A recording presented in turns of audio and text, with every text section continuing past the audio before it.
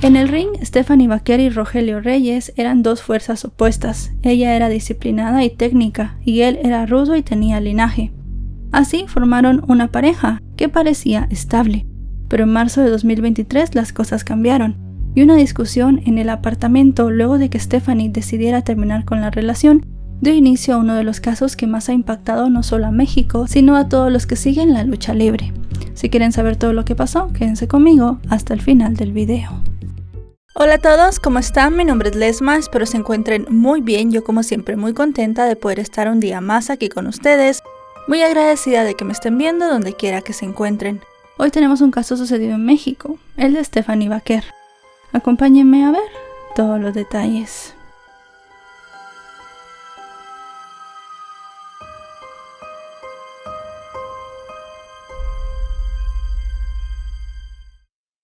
Ana Stephanie Vaquer González nació el 29 de marzo de 1993 en San Fernando, Chile. Su infancia estuvo marcada por constantes mudanzas hasta que finalmente su familia se asentó en San Antonio a los 11 años. Cuando era adolescente nació su pasión por la lucha, frente a una pantalla viendo distintos eventos del entretenimiento de lucha libre mundial.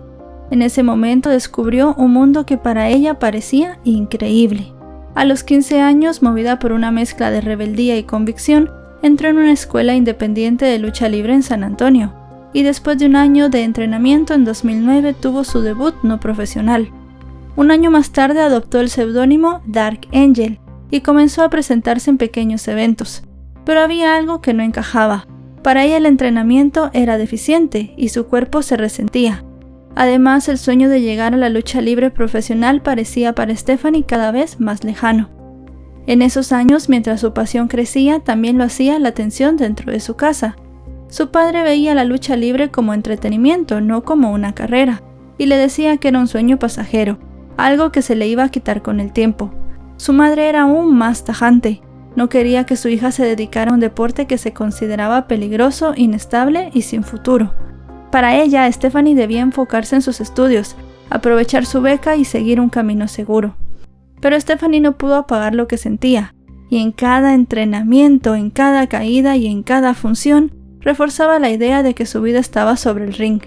A veces llegaba a casa con golpes, dolor de espalda y con muchas dudas, y su madre le repetía que todo lo que estaba haciendo no valía la pena, que estaba arriesgando su salud por algo que nunca la llevaría a ninguna parte. Su padre era menos duro, pero tampoco la apoyaba. Él solamente decía que Stephanie era joven y seguramente esa etapa se le pasaría. Mientras estaba en ese ambiente, también se obligó a desarrollar una fuerza interna que no venía de los músculos, sino de la convicción.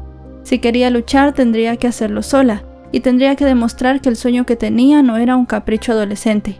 Fue entonces cuando tomó una decisión que parecía imposible para una joven de su edad: viajar sola a México. Esto para aprender lucha libre de verdad.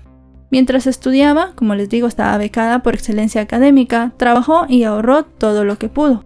Su plan era simple: estar 6 meses en México, entrenar, volver a Chile y continuar sus estudios. Su padre esperaba que la idea se le pasara, y su madre se oponía completamente, pero al final de cuentas Stephanie ya había elegido su destino. Con solo 19 años, teniendo ya el dinero, llegó sola a Veracruz. Allí descubrió que los 4 años de entrenamiento en Chile no le servían para mucho y tuvo que empezar de cero. Un legendario de la lucha libre de la localidad veracruzana la formó con rigor, y pronto entendió que el camino sería más duro de lo que imaginaba. Su debut en México fue una derrota, y poco después se trasladó a la ciudad, donde la falta de dinero la obligó a trabajar como mesera y a dormir durante 6 meses en la cocina de un restaurante sobre unas colchonetas de gimnasia. Además de eso, durante una gira de lucha libre sufrió una triple fractura de nariz, que la alejó del ring por más o menos 2 años, pero a pesar de eso Stephanie no se rindió. En 2018 viajó a Japón y debutó allí. En 2019 dio su gran salto, firmó con el Consejo Mundial de Lucha Libre, convirtiéndose en la primera luchadora sudamericana en la empresa. Además ganó varios campeonatos y se consolidó como figura. En esa misma época adoptó un nuevo apodo: La Primera. Fuera del ring, Stephanie era reservada, introvertida y fanática del rock. Tenía un círculo cercano muy reducido, y entre una de sus confidentes estaba otra luchadora llamada Reina Dorada. Fue en ese entonces cuando conoció a un hombre llamado Rogelio Reyes Rodríguez, alias Cuatrero. miembro de la poderosa dinastía dinamita. Él había nacido el 19 de marzo de 1996 en Jalisco y era hijo de un luchador llamado Cien Caras. Con esto ya podemos intuir que su destino en el ring estaba marcado desde la cuna. De Rogelio se sabe que debutó en 2010 y en 2014 ingresó al Consejo Mundial de Lucha Libre. Allí ganó títulos y apuestas, incluyendo la Máscara de Ángel de Oro en 2018. Para muchos era uno de los jóvenes más prometedores en ese deporte. Cuando se conocieron Stephanie y Rogelio, surgió entre ellos una relación de manera natural. Comenzaron siendo amigos, compartían entrenamientos, giras, funciones semanales y conversaciones, y luego de eso comenzaron una relación sentimental. Mantenían un perfil bajo, pero aunque no hicieron su relación muy pública, ya todos entre bastidores sabían que entre ellos había algo. Para Stephanie, Rogelio parecía entender todos los sacrificios que ella había hecho, incluido dejado su país de origen para poder dedicarse a la lucha. Para él, ella representaba disciplina y fuerza mental. Hasta ese momento, la vida de Stephanie giraba en torno a su ascenso profesional. Entrenaba 6 días a la semana y viajaba constantemente y tenía metas claras. Rogelio, por su parte, seguía con el ritmo exigente de la nueva generación dinamita. La relación entre los dos se mantuvo hasta principios de 2023, cuando Stephanie decidió terminarla. Por lo que se sabía, había sido una separación muy tranquila, pero las cosas cambiaron inesperadamente el 2 de marzo de ese año. Stephanie acudió al departamento de Rogelio para terminar definitivamente la relación. La conversación escaló rápidamente y lo que comenzó como un intento de cierre se convirtió en algo acalorado. Rogelio la sujetó del cuello, ejerciendo presión en un acto de estrangulamiento, y la lanzó contra una pared. El impacto provocó que algunos objetos se cayeran y la golpearan adicionalmente. Esa vez Stephanie logró salir del lugar y pedir ayuda. Días después del incidente, el 4 de marzo, Stephanie ingresó formalmente una denuncia ante la fiscalía por un caso de violencia familiar. Lo primero que hicieron los agentes fue documentar sus lesiones visibles. Tenía marcas en el cuello, contusiones y signos de compresión manual. Las fotografías que la propia Stephanie también había tomado se convirtieron en una evidencia esencial, ya que se habían tomado inmediatamente después del ataque. En los primeros días la investigación se movió con rapidez. La fiscalía abrió una carpeta y comenzó a recabar testimonios. Además de entrevistar a Stephanie de nuevo, lo hicieron con personas cercanas, quienes habían mantenido contacto con ella horas posteriores al ataque. Además, se solicitó la intervención de peritos médicos para evaluar la gravedad de las lesiones y determinar si existía riesgo vital. Mientras tanto, las fotografías comenzaron a circular en redes sociales. No fue la fiscalía quien las difundió. Stephanie había enviado estas fotografías a algunas personas de confianza, pero estas personas la habían traicionado, le habían enviado a más personas y al final muchos usuarios comenzaron a compartirlas. En cuestión de horas, distintos medios nacionales e internacionales comenzaron a cubrir su caso. En la lucha libre mexicana siempre se ha considerado todo esto de una manera muy hermética, pero en esta ocasión se vieron obligados a reaccionar. El Consejo Mundial de Lucha Libre emitió un comunicado condenando la violencia de género y expresando su apoyo a Stephanie. Otras organizaciones deportivas también hicieron lo mismo.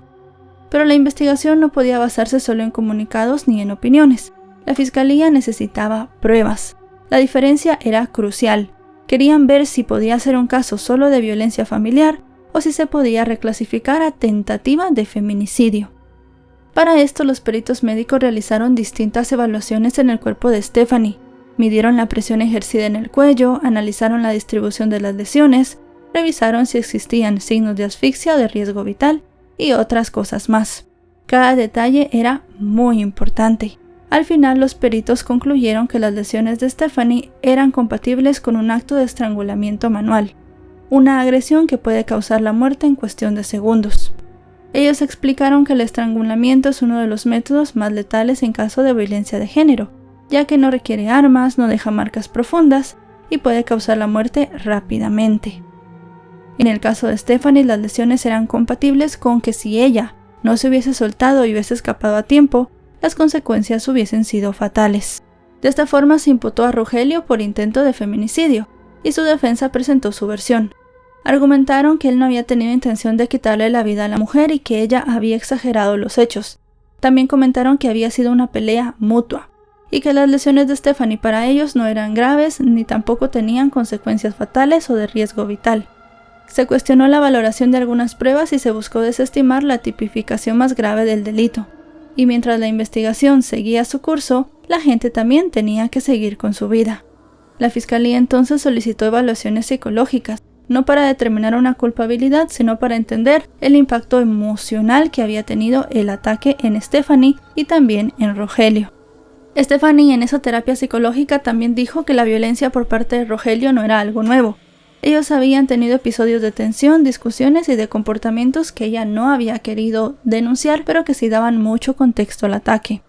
Así la carpeta de investigación creció y se añadieron dictámenes médicos, informes psicológicos, testimonios y distintos análisis con contexto de género. Con todo esto se logró que se mantuviera firme la reclasificación a feminicidio en grado de tentativa. Así las cosas, el 10 de marzo, agentes de la Policía de Investigación detuvieron a Rogelio en Aguascalientes, donde se encontraba participando en actividades relacionadas con la lucha libre, y fue trasladado a un reclusorio. En ese momento, la investigación ya tenía suficientes elementos para sostener la acusación inicial. Durante los siguientes meses, mientras la investigación seguía su curso, Rogelio permaneció en prisión preventiva, y la vida de Stephanie comenzó a avanzar en una dirección completamente distinta. El proceso judicial era largo, técnico y emocionalmente desgastante. Pero ella continuó luchando, manteniendo una disciplina que la había caracterizado durante toda su carrera. En medio del ruido mediático, de los comunicados y de la presión que involucraba ser el rostro de un caso de violencia, Stephanie seguía entrenando todos los días, preparaba cada combate con dedicación y tenía ese mismo sueño desde que era una adolescente. En julio de 2024 tomó una decisión que marcaría un nuevo capítulo en su vida profesional. Dejó el Consejo Mundial de Lucha Libre por razones personales y firmó con la WWE. Para muchos era un salto impensable, pero para ella era la culminación de un sueño que había tenido desde niña. Su llegada a este lugar no fue una casualidad. Su estilo, su disciplina y su capacidad de adaptarse hacían que llamara la atención. El director de nuevos talentos de la WWE vio en Stephanie algo que muy pocos luchadores poseen: una fuerza mental, una presencia escénica y una historia de vida que la hacían única. Su debut ocurrió en octubre de 2024, y en ese momento su nombre comenzó a resonar entre los fanáticos. En febrero de 2025 participó en un torneo de mujeres y entró en el puesto 24, un logro histórico para una luchadora chilena. 2 semanas después se convirtió en la campeona norteamericana, siendo reconocida como la primera campeona proveniente de Sudamérica en la historia de la WWE. Desde ese momento su ascenso fue meteórico. En cuestión de meses pasó de ser una figura respetada solo en México a convertirse en una de las luchadoras más prometedoras de la empresa más grande de entretenimiento deportivo. Ese mismo año inició una nueva relación con un luchador llamado Miles Bourne, y aunque mantenía su vida personal en privado, la relación se hizo evidente entre entrenadores y compañeros.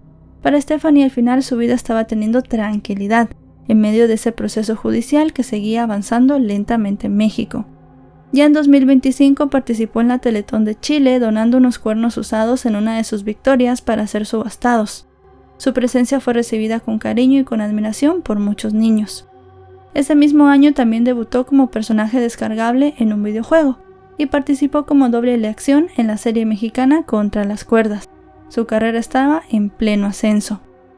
Pero mientras todo esto sucedía en México, la investigación avanzaba. Los peritajes se acumulaban y la carpeta crecía. Pero la vida de Stephanie se estaba desarrollando entre entrenamientos, giras y combates, y su nombre pronto se convertiría en un símbolo de resiliencia. Mientras tanto, Rogelio obtuvo un amparo que le permitió pasar a libertad condicional mientras el proceso continuaba. Esto no significaba que fuera inocente ni que la investigación hubiera terminado. Simple y sencillamente le habían dado una libertad supervisada con restricciones muy estrictas. Debía presentarse cada 3 semanas ante la autoridad, no podía acercarse a Stephanie y debía permanecer bajo vigilancia judicial. Aún así, su presencia en eventos independientes generó controversia. La dinastía Dinamita, históricamente respetada, comenzó a enfrentar el golpe mediático, algo sin precedentes, y la imagen del grupo se vio afectada. Paralelamente, la fiscalía preparaba su estrategia para el juicio oral. La defensa también se preparó. Sabían que el juicio sería mediático y que cada palabra sería analizada, y que la sentencia tendría muchas repercusiones. El caso ya no era solamente un expediente judicial, sino era un espejo que reflejaba las grietas de un medio donde la violencia había sido históricamente tolerada. Así las cosas, el juicio oral comenzó en 2026. Fue un proceso largo, tenso y profundamente técnico. La fiscalía presentó distintos informes que certificaban el riesgo vital por estrangulamiento, peritajes psicológicos sobre el impacto físico y emocional de Stephanie, las fotografías que ella había tomado y distintos testimonios. Los peritos explicaron técnicamente que los actos eran idóneos y suficientes para configurar la tentativa de feminicidio, ya que no se trataba de una discusión común ni un malentendido. Se trataba de un acto que había casi terminado con la vida de la mujer. La defensa argumentó que Rogelio nunca había tenido la intención de matar y que los hechos habían sido exagerados, ya que simplemente se había tratado de una discusión donde ambos se habían comportado de manera violenta. En la audiencia, Rogelio declaró que no era de hombres pedir ayuda y que él solo quería terminar su relación. Los abogados cuestionaron la valoración de las pruebas y buscaban desestimar la tipificación del delito. Pero el juicio debía seguir el orden de la evidencia. Cada dictamen, cada testimonio y cada fotografía fue analizado. Finalmente, el 6 de mayo de 2026, el juez declaró culpable a Rogelio Reyes de violencia familiar equiparada y feminicidio en grado de tentativa. El 12 de mayo se le dictó sentencia, 12 años y 8 meses de prisión, una reparación integral del daño y medidas de protección para Stephanie. Al final la investigación había llegado a una conclusión, pero la historia aún no terminaba. Mientras se resolvían las apelaciones, el juez determinó que Rogelio podía cumplir la sanción en libertad supervisada. Eso sí, para cuando estamos realizando este video, julio de 2026, la sentencia aún no está firme. Pero el impacto del caso fue profundo. La reputación de Rogelio quedó gravemente afectada, y la dinastía dinamita vio su imagen afectada de manera irreversible. El hombre que alguna vez se consideró promesa del ring quedó marcado por una condena. La lucha libre mexicana, un medio donde las jerarquías familiares y los códigos internos prevalecieron por generaciones, tuvo que mirarse al espejo. Varias empresas reforzaron sus posturas contra la violencia de género, y distintas luchadoras comenzaron a hablar públicamente sobre las experiencias que guardaban. Aficionados, periodistas y figuras públicas también debatieron sobre la responsabilidad de proteger a sus integrantes. El caso abrió un debate nacional sobre el machismo, los protocolos de seguridad y la protección a las mujeres en el deporte. La historia de Stephanie no terminó en un cuadrilátero, ni tampoco con una sentencia judicial, ni con los titulares que durante meses recorrieron México y Chile. No ha terminado, más bien, y está en un punto donde la lucha libre, la justicia y la vida se cruzan para mostrar una verdad incómoda. Durante muchas décadas, el silencio en este deporte fue una norma. Así, para el día en el que estoy grabando este video, Rogelio permanece en libertad supervisada. Participa en eventos independientes y su defensa busca revertir su sentencia. En el caso de Stephanie, continúa activa en la lucha libre, aunque ha enfrentado un periodo de inactividad por lesiones. Eso sí, sigue luchando por conseguir sus sueños. Y bueno, chicos y chicas, hasta aquí el video de hoy. Un caso muy impactante, muy fuerte, un caso donde no hay una víctima que perdió la vida, pero sí hay una mujer que sufrió mucho y que podría haber perdido la vida si ella no se hubiese podido soltar. Recordemos que Stephanie se podía defender mejor que una mujer promedio, vamos a decirlo así, porque ella ya tenía experiencia en la lucha libre, tenía también bastante fuerza, entrenaba muchos días a la semana, pero podemos ponernos a pensar que si ella no hubiese tenido esa suficiente fuerza, ahora estaríamos hablando de un feminicidio. También cabe recalcar mucho el hecho de que Rogelio está ahora en libertad a pesar de tener una sentencia bastante larga por 2 delitos bastante fuertes. No solo el de violencia familiar, sino también la tentativa de feminicidio. Y el hecho de que siga participando en pequeñas actividades pues nos hace creer que para Stephanie no hay una sensación total de justicia. Pero al final cada uno tiene sus opiniones, cuéntenme ustedes qué opinan. Creo al final que una persona que fue capaz de ponerle las manos en el cuello a otra y casi quitarle la vida es un peligro no solo para su víctima, sino para toda la sociedad. Si este video les ha parecido informativo, recuerden dejarle un me gusta, recuerden suscribirse si no lo están. Actualizo 3 o 4 veces por semana y si están suscritos les llegará una notificación cada vez que yo suba un video. Ahora sí, nos vemos hasta otro caso. Adiós.